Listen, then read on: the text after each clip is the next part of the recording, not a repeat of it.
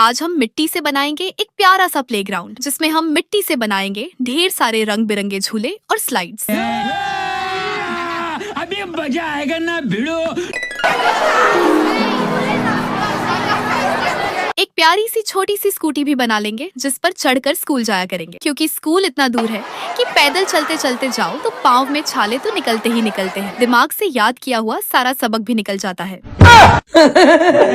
फिर हम एक प्यारा सा फेरिस व्हील भी बना लेंगे जिसमें बैठ जाओ तो ऐसे गोल घुमा घुमा कर चक्कर देता है कि नानी दादी याद आ जाती हैं।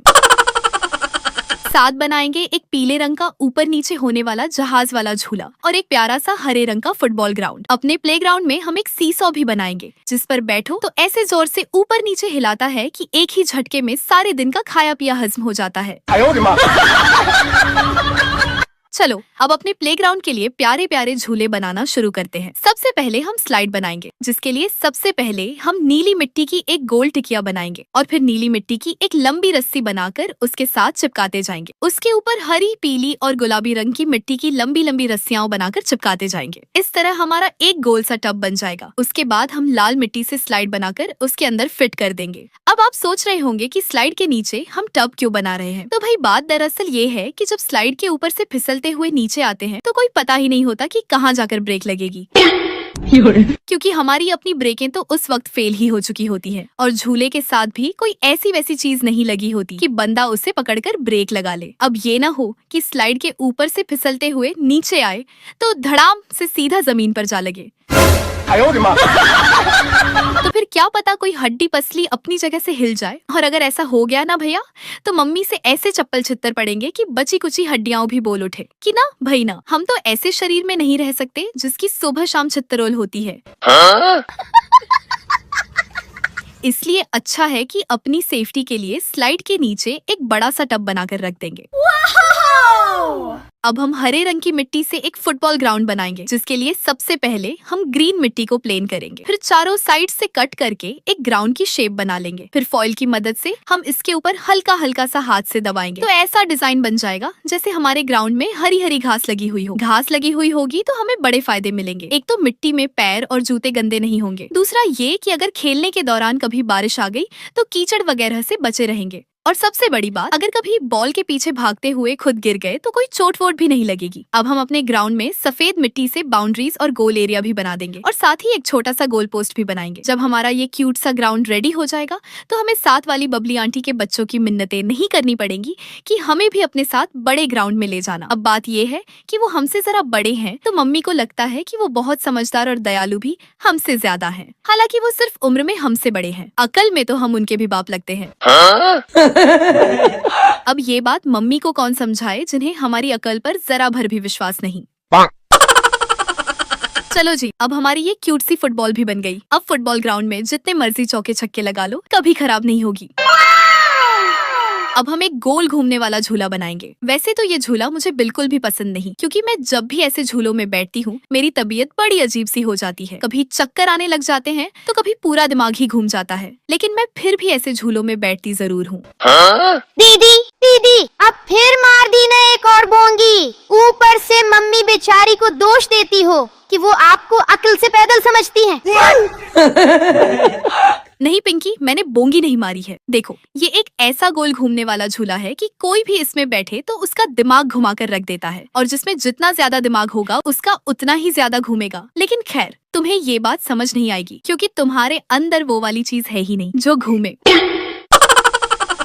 गजब बेइज्जती है। अब हम एक छोटी सी प्यारी सी स्कूटी बनाएंगे ताकि उस पर चढ़कर स्कूल वगैरह जा सके। वैसे तो हमारा स्कूल हमारे घर के इतना करीब है कि किसी रिक्शे या स्कूल बस की जरूरत नहीं होती, लेकिन इतना भी करीब नहीं है कि चलकर जाएं तो थकान ना हो। सुबह सवेरे चलकर जाओ और फिर तपती दोपहर में चलकर आओ तो भैया मेरे तो घुटने गिट्टे जवाब दे जाते हैं।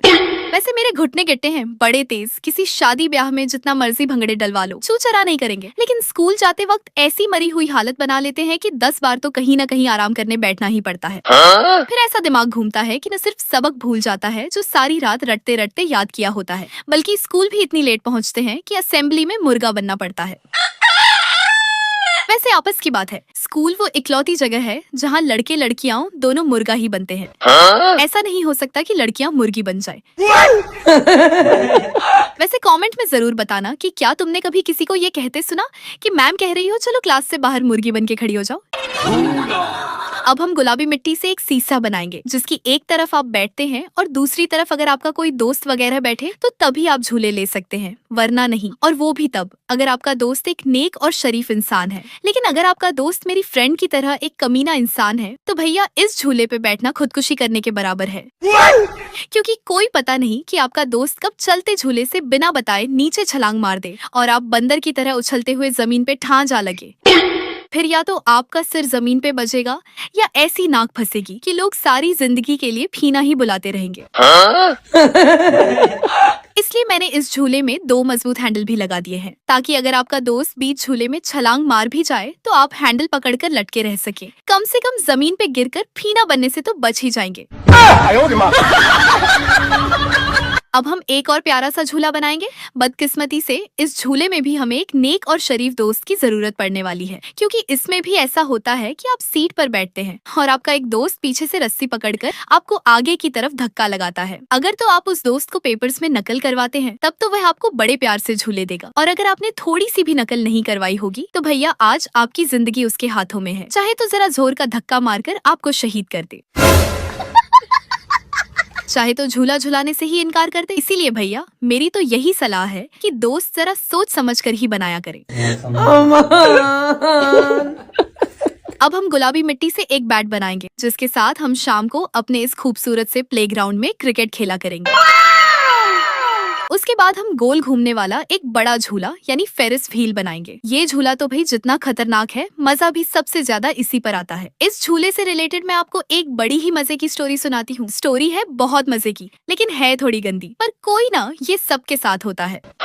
तो सुनो, हुआ एक बार यूं कि मैं और मेरी ढेर सारी कजिन्स पार्क में थोड़ा एंजॉय करने गए। वहाँ पर हमने पहले बहुत सारे झूले लिए और उस झूले पर भी बैठे जिससे हमारे सिर ऐसे घूमे कि कुछ मत पूछो। खैर फिर हमने तीखे तीखे एकदम चटखारेदार गोलगप्पे खाए। उसके बाद न जाने हमें क्या सूझी, हमने सोचा क्यों ना अब कश्ती वाले झूले पर बैठ जाए। और फिर हमने प्लान बनाया कि जब हम कश्ती में बैठेंगे तो चाहे डर लगे या न लगे जोर जोर से चीखेंगे। तो बस हमने अपनी अपनी टिकट ली और जाकर सबसे एंड वाली सीटों पर बैठ गए। ओ भाई, जैसे ही झूला चलना शुरू हुआ हमारी एक सांस आई एक जाए। हम सबने तो ऐसे मुंह खोल खोल कर चीखे मारी कि पूछो मत। मेरी एक कजिन ने तो ऊंचा ऊंचा चिल्लाना शुरू कर दिया, भैया झूला रोको, भैया झूला रोको। हमने सोचा कि बेचारी बहुत डर गई है इसीलिए रुकवाने की बात कर रही है, या फिर शायद प्लान के मुताबिक बहुत अच्छी एक्टिंग कर रही है। खैर झूले को तो रुकना नहीं था, ना ही रुका, क्योंकि झूले वाले भैया ने हमारे दिए हुए पैसे हलाल जो करने थे, चाहे कोई मरे या उड़कर बाहर गिर जाए।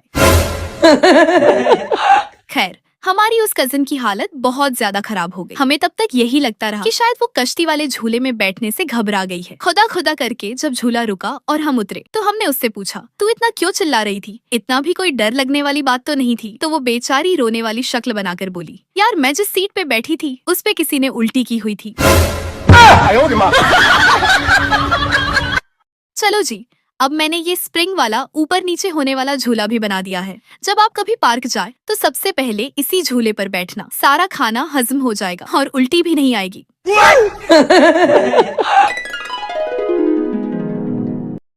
Subscribe for more videos.